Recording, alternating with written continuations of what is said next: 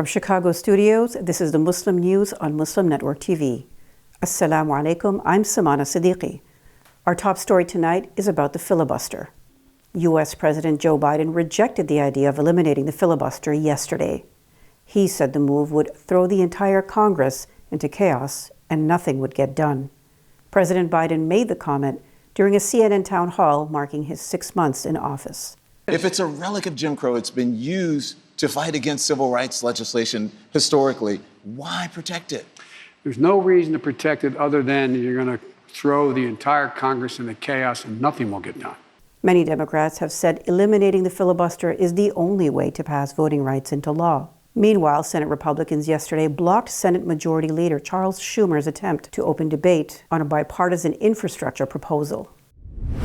The United States Justice Department is launching a task force in 5 cities to reduce spiking gun violence. Its focus will be illegal trafficking of arms.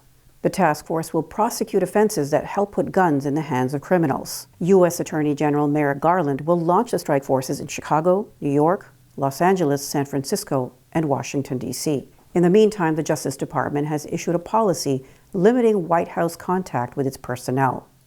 The move is an attempt to limit political influence on law enforcement matters. President Joe Biden said in Wednesday's CNN town hall that Republicans are lying to paint him as anti-police. A class action lawsuit has revealed that New York City's police department is violating confidentiality. The NYPD was found to be breaking a long-standing rule that prevents police from snooping on past arrests that did not lead to convictions. The disclosure came when lawyers asked for training documents in use by the department. The suit's attorneys had requested the documents' release, which the NYPD's lawyers refused to honor. However, they had to comply when the judge in the case ruled otherwise. The heavily redacted training documents revealed that the NYPD is teaching its officers to access sealed records of prior arrests. This is contrary to a 50-year-old law that prohibits such access. Critics say the revelation is reminiscent of the illicit spying program that targeted Muslims post 9/11 when Rudy Giuliani was mayor of New York City. In that case, the NYPD had formed a secret demographics unit. Its sole purpose was to spy on mosques and plant informants in Muslim neighborhoods and communities. Its reach expanded into the neighboring state of New Jersey as well. The NYPD routinely videotaped people entering or leaving the mosques. It also recorded sermons with hidden microphones and noted down license plate numbers of cars in mosque parking lots. The NYPD later admitted that the blanket surveillance failed to produce a single intelligence lead. The program was eventually disbanded. It also led to a class action lawsuit by Muslim leaders, which was settled with the NYPD in 2018. The police department had to pay over $40,000 in damages to businesses and mosques that suffered economic harm as a result of the blanket spying. It also had to pay $25,000 to individuals who were stigmatized by the program. COVID-19 vaccine makers BioNTech and Pfizer say they have found a South African partner to manufacture their jab locally. Their deal with the Cape Town-based BioNTech Institute is the first with any African country.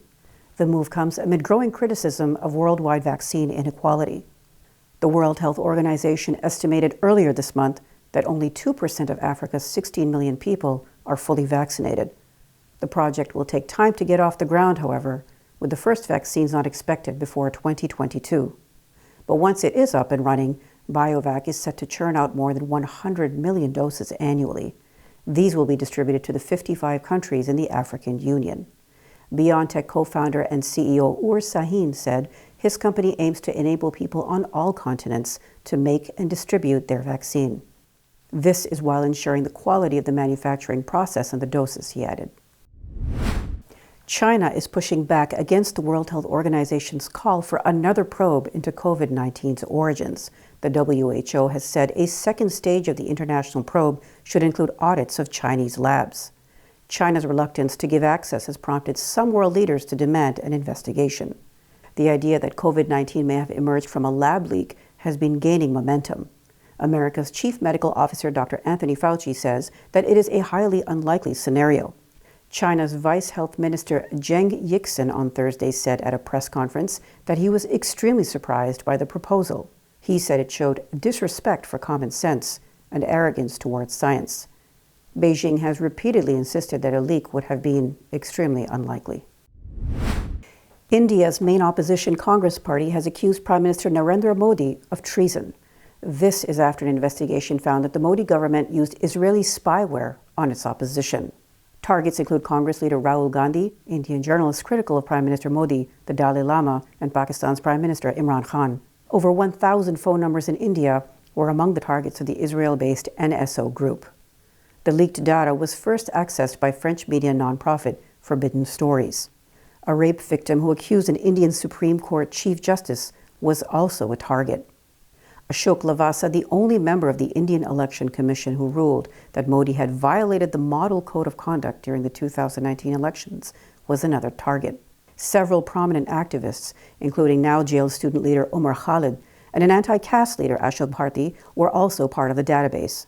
Indian news portal The Wire revealed that 40 journalists critical of the government were among the targets. The nonprofit Reporters Without Borders has rated India at 142 among nations of the world in measuring freedom of the press. Amnesty International and Reporters Without Borders are demanding that Israel stop exporting spyware. The calls came after a list was leaked of some 50,000 phone numbers targeted by clients of Israel's NSO group. The list contained numbers for 14 heads of state, including French President Emmanuel Macron and Prime Minister of Pakistan Imran Khan. NSO's program Pegasus can hack into mobile phones without users' knowledge. It also enables clients to read every message and track a user's location. Pegasus can also use the phone's camera and microphone to spy on the phone's owner. NSO is an Israeli tech company with 850 employees. It says that Israel's defense ministry approved the deal. Reporting by media outlets including The Guardian, Le Monde, and The Washington Post found that nearly 200 journalists from organizations, including the AFP, were on the list. Pakistan has issued a strong condemnation of India's continued heavy-handedness to intimidate the Muslims of Kashmir. The latest move imposes restrictions on prayers and the sacrifice of animals during the Eid al-Adha holiday this week. Pakistan's statement calls this a complete disrespect and deep-rooted prejudice against Muslims. Kashmir's largest mosque, the Jamia Masjid Srinagar, was closed for Eid prayers earlier this week. Eid prayers were only allowed in a few small mosques in the peripheral areas of the Kashmir Valley. The sacrifice of animals is an essential ritual for Eid al-Adha. The Indian government initially banned it, but it later retracted this, with a senior Indian government official saying the earlier communication was misconstrued. There is a well all on Hajj drink from. More details in this report by Ali Khalaf and Saliha Farouk.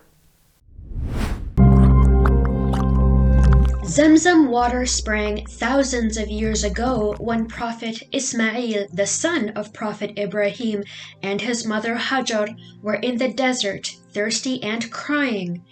It is located within the Masjid al-Haram in Mecca, just 20 meters away from the Kaaba. Millions of pilgrims visiting Mecca performing Hajj or Umrah drink Zamzam water. Normally, a well has a life cycle which is between 70 to 100 years old. However, Zamzam has been producing water for thousands of years. The Zamzam well is about 30.5 meters deep, with a diameter ranging from 1.08 to 2.66 meters. The well is now located on the ground floor surrounded by glass plates, permitting a clear vision of the inside. The water pumps distribute it throughout the mosque.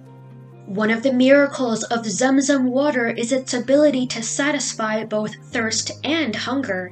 Scientists found that certain peculiarities make the water healthier, for example, a higher level of calcium. Pilgrims to Mecca collect Zamzam water in bottles to take it back for relatives and friends back home. Coming up next after the break is our in-depth analysis segment, so stay tuned and we will be right back after these messages.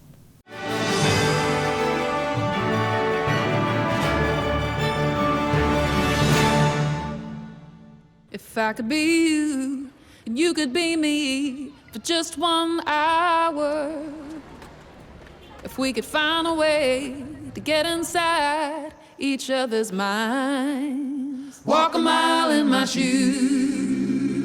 Walk a mile in my shoes. Well, before you abuse, criticize, and accuse. Walk a mile in my shoes. Despite the development of a COVID-19 vaccine, millions around the world will not have access. We need a vaccine that's free and available to everyone, everywhere. It's time for a people's vaccine.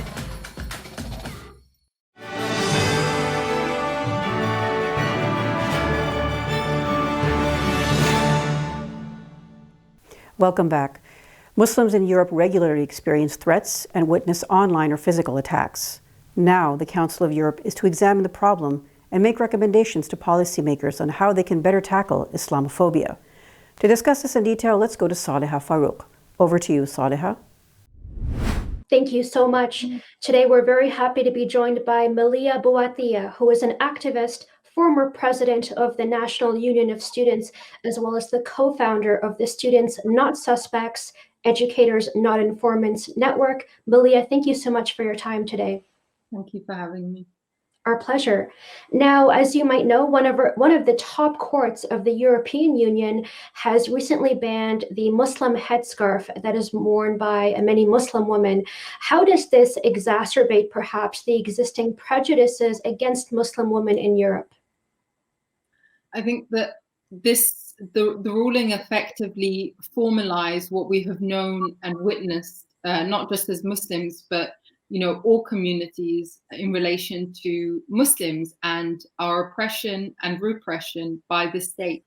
We've seen countries mimicking each other's policies under the guise of the so-called war on terror, and through the curtailing of civil liberties, the justifications that keep rolling out are that the Muslims are the problem, are the enemy from within, supposedly. And so this ruling really is just another one on top of a very long pile, whilst the fact that it's representative of the continent, serves a particular blow, particularly to Muslim women, and reinforces their the institutionalized oppression and racism that they experience daily within their lives across this side of the world. I think that it's somewhat unsurprising because we've seen the ban enforced in so many individual countries in some way, shape, or form. Now, the reason of so-called neutrality has previously been used to justify similar public sector bans, and this extends that logic now to the private sector. How is this logic flawed, in your opinion? The logic is flawed only if you assume that those introducing these particular policies, these rulings, have the goodness of the people in mind. I think that we shouldn't be cynical about those that lead our countries, those that sit in the highest of institutions, whether it's in Europe or elsewhere around the world. And I think that in reality, Islamophobia serves a purpose, it serves a political agenda. It allows, the attacks on civil liberties. It allows more control, more attacks on political opposition and dissent within these nations that are supposedly, particularly, in Europe, portray themselves as the bastions of free speech, of democracy, and of defending human rights. And actually, what we've seen is that Islamophobia has served the purpose of rolling back on all the gains that so many millions throughout history have fought for, freedoms that that some sections of society, particularly in the West, had taken for granted for far too long. Thank you so much for that insight. Now, many in the world might consider this as a time in Europe, a time of high Islamophobia, racism, and hatred, as you described.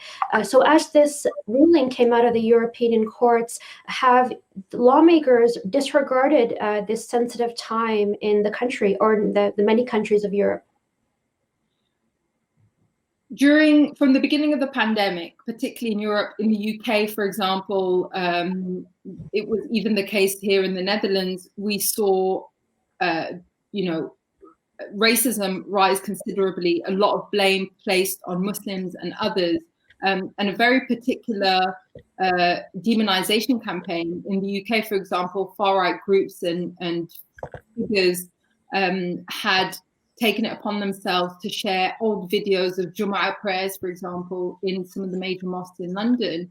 And, you know, in order to spread fear and claim that this was happening during the lockdown, during the national restrictions that had been enforced due to the pandemic. And it turns out that one particular mosque, for example, had been closed since February, long before the lockdown was even enforced, long before COVID had become such a national and even international crisis. And so, particularly in times of heightened anxiety, of hysteria, people will revert to racism, scapegoating the Muslim communities. Will, you know, it's almost like we've become the easy target, the easy excuse for everything that's happening that is uncontrollable and inexplicable. And I think that governments are not unaware of that. Even here in the Netherlands, at some point, it had the highest deaths in the region, the highest rate of infections. It was really, it reached an alarming point, so much so that before the winter holidays, it was one of the first countries to have to reintroduce the lockdown measures. And yet, amidst all of that mayhem, the government found the time and the resources to implement policies in order to police mosques, to police their particular funding streams, to restrict their political opposition, and to control them under the guise of Dutch values, whatever that means. And so we've seen that despite the crisis, despite the tragedy, despite the the horrifying period that has been this pandemic, racism, unfortunately, has not been dismissed, has not been set aside by our governments, by our policymakers, in order to kind of prioritize the more important public health crisis that everything should have been invested in. Now, interestingly, the European courts are leaving this decision of religious freedom up to individual employers, companies, and businesses, allowing them to make the decision to perhaps stop employees from exhibiting religious symbols. Could you talk to us about the implications of this and go further into how this might disproportionately impact Muslim women in the workforce in Europe? I don't think that, again, I don't think that we should be naive about what these institutions are doing and how they think this will trickle down. These individual companies, businesses, whatever workplaces are not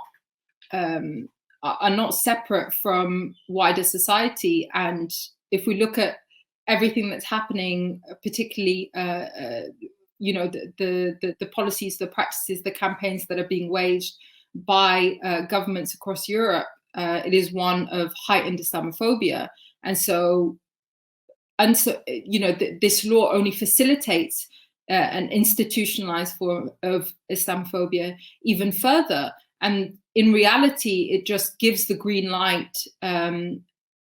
It gives the green light to those in positions of power to be able to not only practice racism, get away with it, and be perfectly in their rights to do so, not unlike the governments across Europe at the moment. So I think that we cannot see it as disconnected. We have to understand that this will have a disproportionate impact on Muslims. What's worse is, because it's in the private sector, the protection of these individuals is likely to be less so, depending on the particular area of work.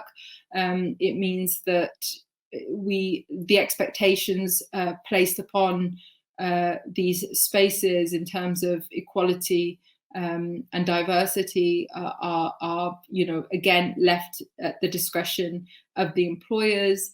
And I think that this is just a contradictory implementation of the so-called freedom of speech that Western leaders have been preaching, in which they restrict the freedom of expression, freedom of speech of Muslims, of political opponents, by forcing them to remove their hijabs, or to not visibly or politically express or religiously express their views, whilst at the same time saying that can say that they're championing it by giving employers, giving these businesses and companies free rein to do what they will.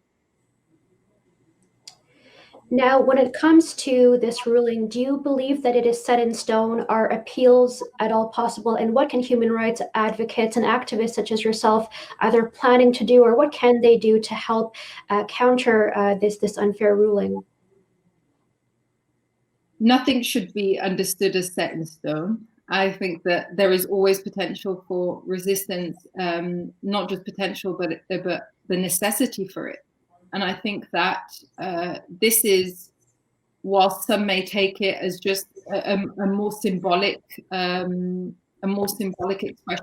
of racism by the European Court, I think that we should also take it as, we can also read it as a symbolic cry to take action, to mobilize against Islamophobia, to work with trade unions, to work with teachers, students, any and every section of society, to not only approve the particular policies or rulings, but also to ensure that these views are, pulled out by their roots, that we as a society can oppose them as and when they're introduced or voted through from the very top. And I think that in most of our countries, most countries across the West, there are organizations working against Islamophobia, often with little resources and support, and certainly not people on the ground. And this is what we have to think about. How can we act locally to impact the rise of Islamophobia internationally? I also think that there has been a lot of concerted efforts to kind of bridge struggles, to work, to work across borders. And the fact that this ruling has come from the European Court should encourage us to work across the continent in particular, to reverse that, to not only reverse that decision, but to build sustainable, long-term anti-racist networks. Speaking here today with Malia Boatia, who is an activist and former president of the National Union of Students, as well as co-founder of the Students Not Suspects, Educators Not Informants Network. Malia, thank you so much for your insightful and your valuable participation with us today. Thank you. Back to the news studio. Thank you, Saleha. Before moving on to our next analysis, let's take a quick break. We'll be right back after these messages.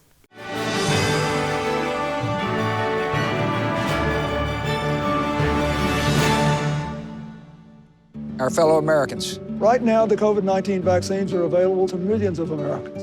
And soon, they will be available to everyone. The science is clear. These vaccines will protect you and those you love from this dangerous and deadly disease. They could save your life. So we urge you to get vaccinated when it's available to you. That's the first step to ending the pandemic and moving our country forward. It's up to you.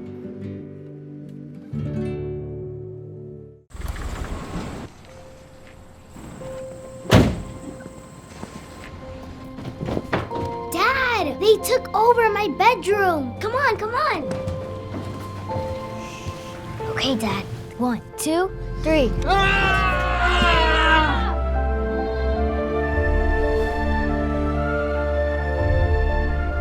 Dad!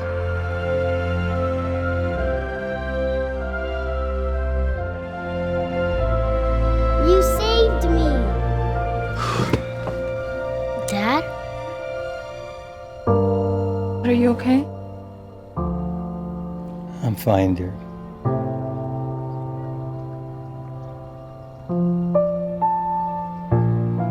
Your hero needs you now, and AARP is here to help. Find the care guides you need at aarp.org/caregiving.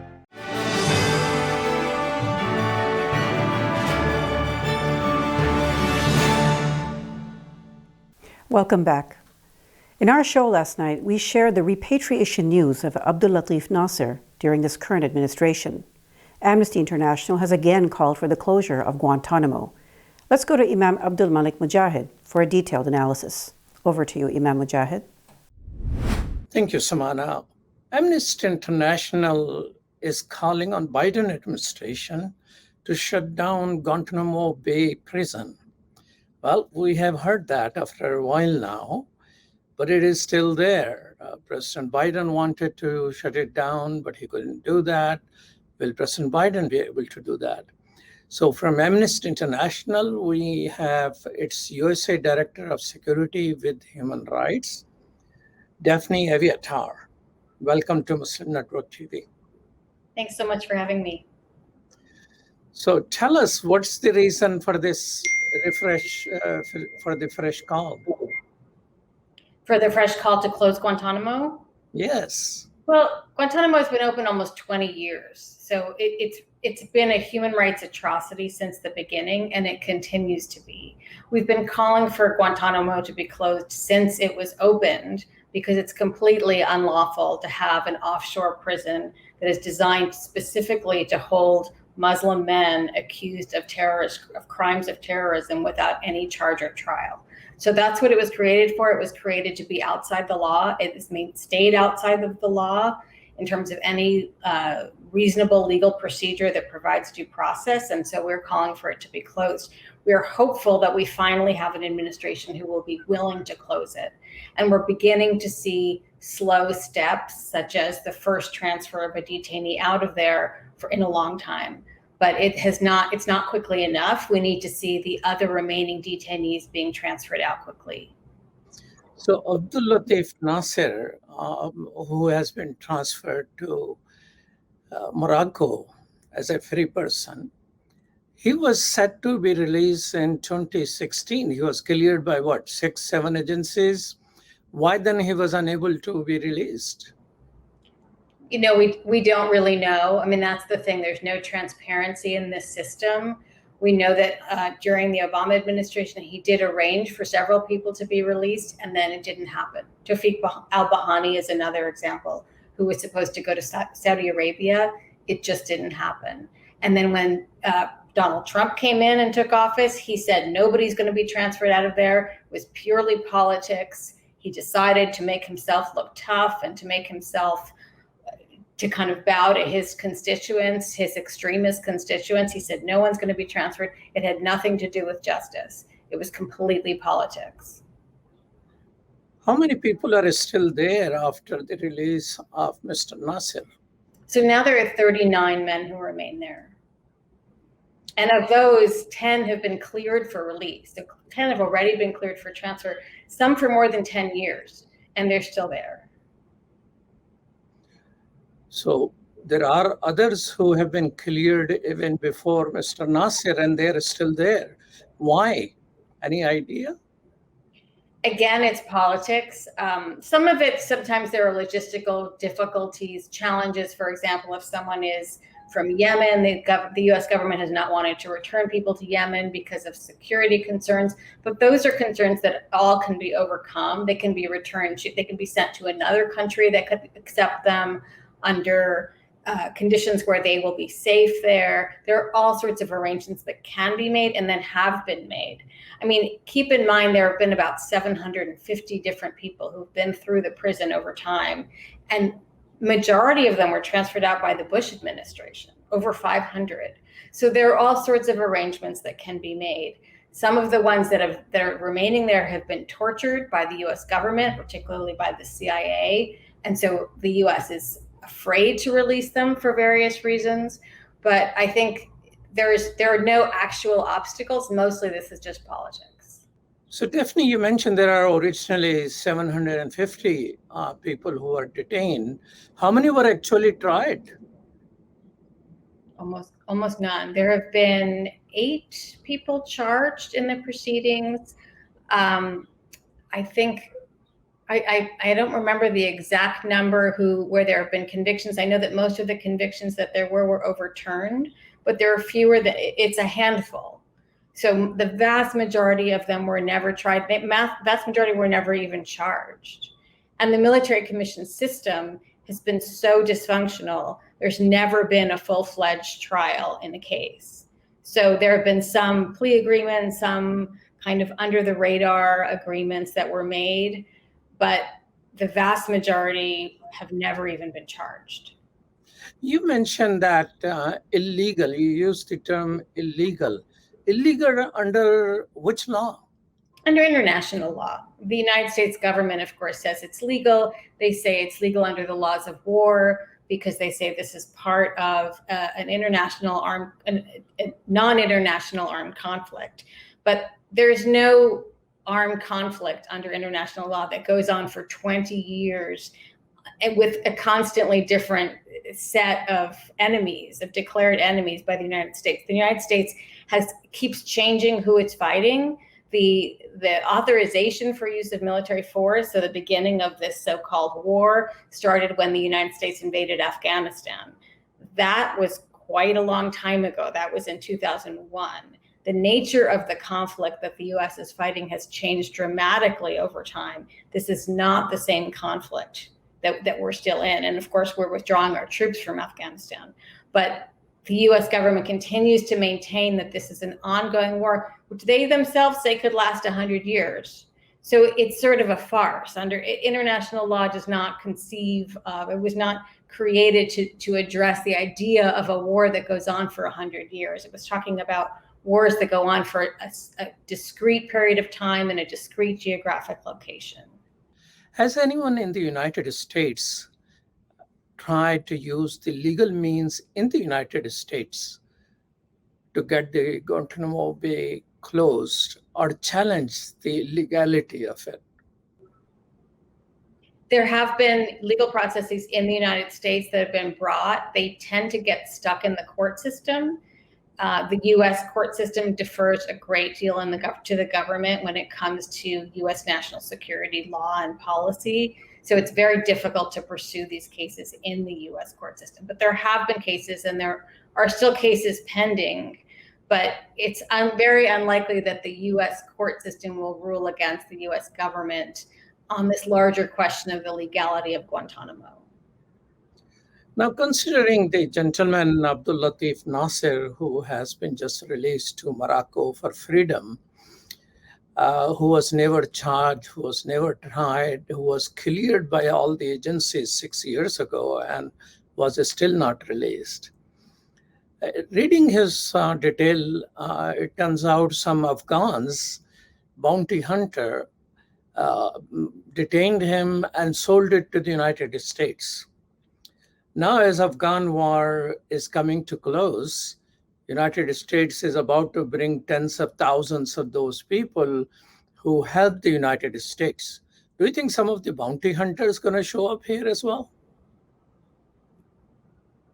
I don't know. You know, the whole bounty hunter idea was done in a sort of under the radar sense. It was an unofficial agreement with the Afghans to say, give us anyone you suspect of being involved in terrorist activity, which is obviously not a legitimate way of conducting law enforcement, right? So, you know, I think that the U.S. government is trying to bring people here who it wants to protect because those people help the United States and put themselves at risk. But the whole concept where the United States government was paying people money to turn over their enemies, basically, without really any sense of whether those people were actually enemies of the United States or maybe just someone that person had a personal grudge against. It was a nonsensical way of going about it, and it's certainly not a cause for continued detention of anyone after so many years. Do you really expect Biden administration to actually shut it down, considering that his former boss, President Obama, also tried, decided, and announced, but was unable to do that? I do hope that they plan to shut it down. I do think that that is the intention.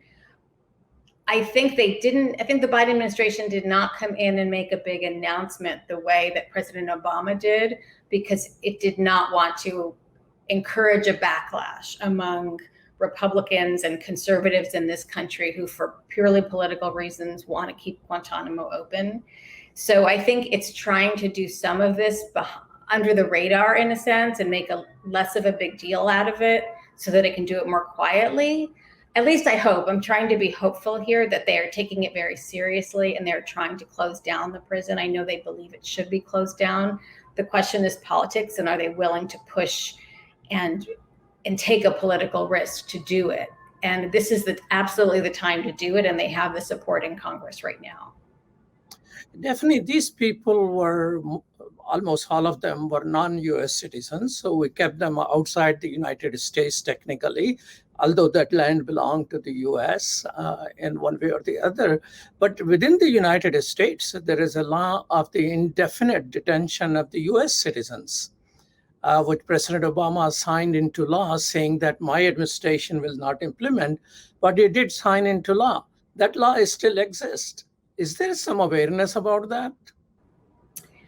Can you be more specific about which law you're referring to in terms of indefinite detention in the United States? Yes, there was NDAA during the Obama administration, in which a insertion was of a law that the United States government is authorized to detain any US citizen indefinitely if they suspect them of this or that or whatever it is, but about the US citizen. So President Obama signed that, but while signing, he put a note with his pen that my administration will not implement it, instead of vetoing, because it was National Defense Authorization Act. And since then, it has been constantly renewed, and it is legal for any US citizen to be detained indefinitely. Maybe the type of evidence which brought those prisoners of Gitmo there could be used against these people. But whenever I mention that, talk to people, not a whole lot of people know that it's a law. I remember a Council on Foreign Relations meeting where I was invited. I mentioned that there were about 4 or 5 lawyers in that group of 20, 30 people. They said, well, never heard of it. But it is the law. It was signed into law by President Obama, saying that his administration will not implement. To my knowledge, probably it has not been implemented, but that remains a law. Yeah. One of the challenges of the way the laws are made here, and particularly around the military, so the National Defense Authorization Act, it's an enormous bill, and nobody ever actually reads the whole thing. So a lot of things get slipped in there that people don't realize are in there. So I think if this law were to start being enforced, you would certainly see a lot of challenges to it. If it hasn't been enforced, that might be why we haven't seen the controversy yet. Thank you so much, Daphne Vidhar. Maybe next time I will ask you a question. If you have a wish list on behalf of Amnesty International, when some bill like 600 pages is being passed, you like to insert in there? We do. We absolutely do. And we do our best to get those provisions in there. Once in a while, we can be a little bit successful on some of them.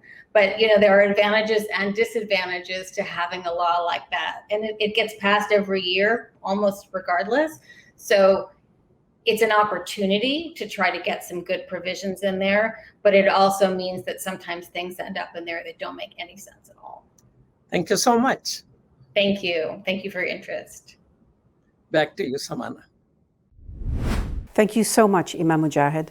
That's all from our Chicago studios tonight. Thank you for tuning in. You can find previous episodes and more on our YouTube or Facebook. For more content, please keep watching Muslim Network TV or visit muslimnetwork.tv. Salam and good night.